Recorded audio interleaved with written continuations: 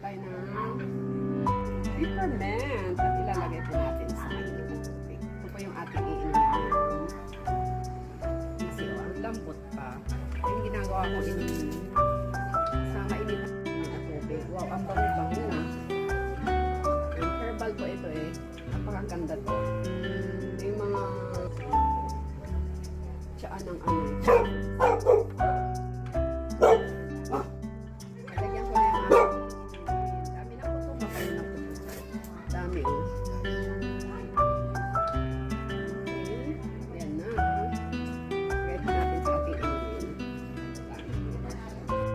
Lalagay po natin sa ating tsaa. Dami-dami na. Tapos nilagdagan po natin ng chamomile tea. Ang bango po talaga. Kaya pala gusto ng mga ano to eh.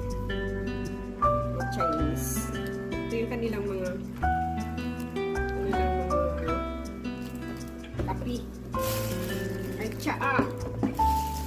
Kaya itong ano, mga peppermint na to. Kain po tayo guys. Happy Tuesday po. Ayan, ito po yung chamomile. Saka may natirang egg tart. So, kakainin ko na lang to. Mga na sila. Tira na lang ng mga bata yung kagabi. Chamomile tea. Tuesday po. Almusal po tayo. Ito yung tsaa na camoline. Camoline daw, camoline. Mild. Try lang. Tapos nilagyan pa ng peppermint. Peppermint. Almusal muna natin. Siyempre, tinapay na lang. Tsaka may natira pang egg tart. Ayan na ang ating almusal sa maulang Tuesday. Almusal na po tayo.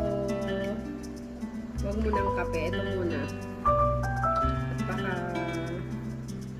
tsaka marami akong tanim dyan na ganito. Oh. Peppermint. So maganda to. Peppermint na tsaa. At pure lang nito. Okay lang eh. Kaya lang ano. Meron pa akong camoline dito na dala pa dati ni Kuya dati. So, hinalo ko na rin. Chamomile tea. Chamomile. Ano yan? Chamomile. Chamomile. Ayan. Walang lasa pero maganda siya, mabango. Ang lasa. Wala, mabango lang. Tapos ang bango kasi meron siyang ano nga, peppermint.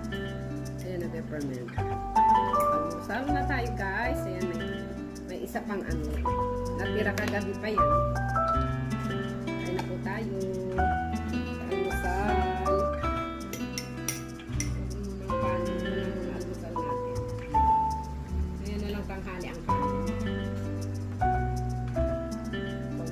Spread lang kasi iwas tayo sa ano